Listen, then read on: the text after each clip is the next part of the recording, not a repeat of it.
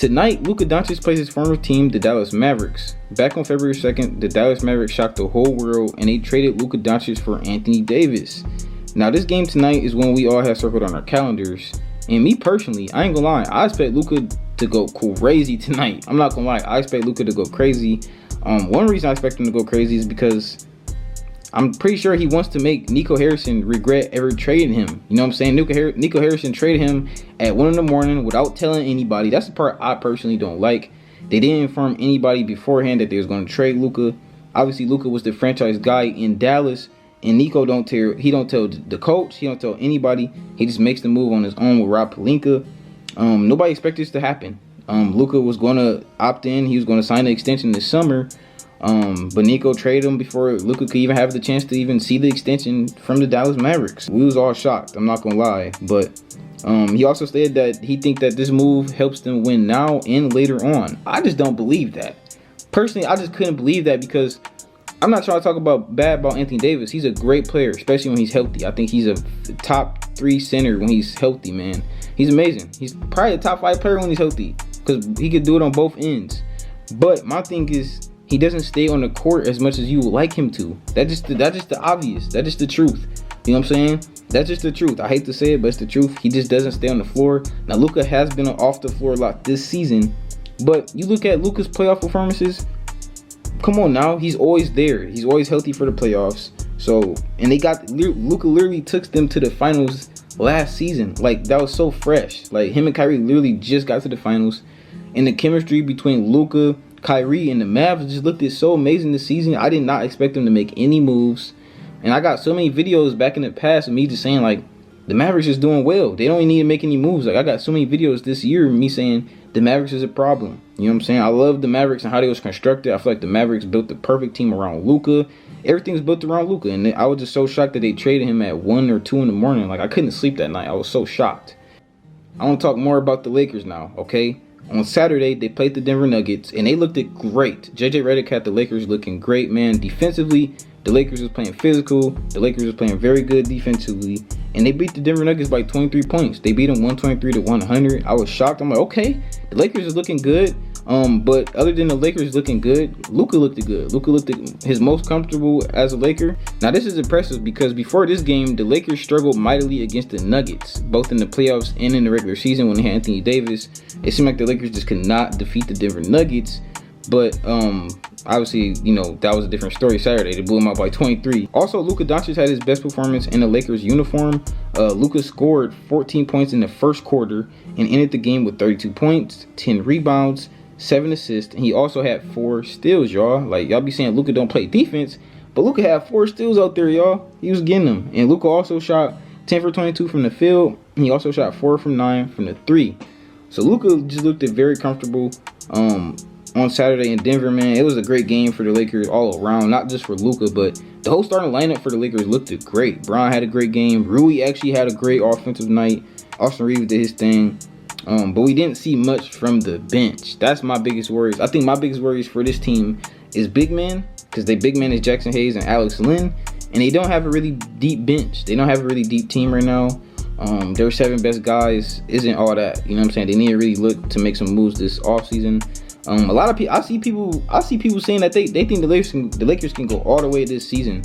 That's just a stretch for me. I think they got to build that chemistry. I think talent-wise, yes, you do have Luka Doncic and LeBron. That is kind of crazy. I'm not going to lie. When I look at it from that perspective, it kind of changes my mind. I'm not going to lie. When I think like Luka and LeBron, that is a crazy duo. Like, if you think about it, they're probably the best all-around duo in the NBA, from playmaking, rebounding, to scoring.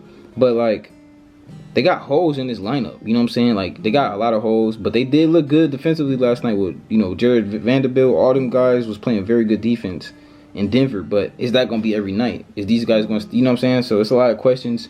I think the biggest thing is big man, though. You know what I'm saying? They got wings. You got Dorian Finney-Smith. You got Jared Vanderbilt. You got guys that can't play defense. You do have shooters. Well, not really. You probably could use some more shooters. That's probably what the Lakers need. They need more shooters. This is a team that might actually struggle from 3 some nights because they don't got a ton of marksmen on this team. Not a lot of guys that, you know, are laser from 3. So that's a little scary because we all know Luka could be hit or miss from 3. Same for LeBron, but I think this Laker team do have a lot of potential. You know, I wouldn't be 100% shocked if they made it to the finals, because like I said, that talent is there. When you look at their big three in Austin Reeves, Luka, and LeBron, that is a lot of talent right there. But I just think their lineup, I think everything is just depending on the starting lineup too much. Like I said, I'm just scared about that bench. The bench look real thin, and they're real thin at center. You know what I'm saying? So I would like to see them upgrade in 2 departments. But other than that, JJ Redick got them looking better than Darvin Ham had them looking.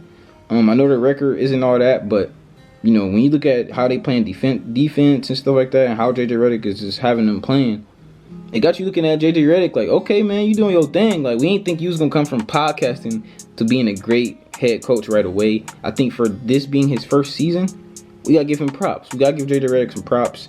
I think I seen Stephen A. Smith or somebody say JJ Redick should be a candidate for Coach of the Year. I'm like, oh my God, he getting that much praise now? I don't know about all that, but you know what I'm saying? JJ Redick has been doing this thing over there in LA. But yeah, man, now that Luka's in LA, I'm not gonna lie, I'm gonna start following the Lakers a lot more. Like I've been telling y'all a lot, Luka is like my second favorite player behind KD. Once KD retires, Luka's officially my favorite player. But you know, Luka's my second favorite player. So I'm gonna be covering a lot of Lakers and Luka stuff now. Because wherever my favorite players go, I go. You know what I'm saying? I'm not a Lakers fan, I'm just a Luka fan, alright? But yeah, man, I really don't know what this Lakers team can do in the postseason to make this team better. But I mean, because I know this team don't want to move Austin Reeves, and when you look at their 4th best guy, is Rui Hachimura, and that's kind of a guy you need. But I'm pretty sure that's a guy they would move. Now, obviously, you wouldn't trade him for just anything. You know what I'm saying? I'm pretty sure you would need to trade him for something you need, like a great rim protector or a very great wing. I think any of those 2 things can help this team going forward, because they're very good at guard. With Luka, Austin Reeves, they could probably use a backup. Gabe Vincent isn't doing it. I think Gabe Vincent need to go. I'm tired of seeing Gabe Vincent. I think they need to get rid of Gabe Vincent, Jackson Hayes, and Christian Wood. Those are 3 guys I think they just need to trade, get rid of. Those 3 guys can be somewhere else getting PT, and I don't think they can, do too much more for the Lakers now. So I think they need to move those guys, try to make this team better over the offseason, and then next season this team could be very dangerous. But I mean, it's kind of a question mark. You really don't know what this team can do in the postseason. You know what I'm saying? Going into the postseason with the experience from LeBron, the great heroic play from Luka Doncic, you really don't know. You really don't know going into the postseason what this team can do. And it depends on seeding. You know what I'm saying? It really depends on what seed the Lakers land, and who they play in the first round. Obviously, we got to see how the play-in shapes out to see who the Lakers play.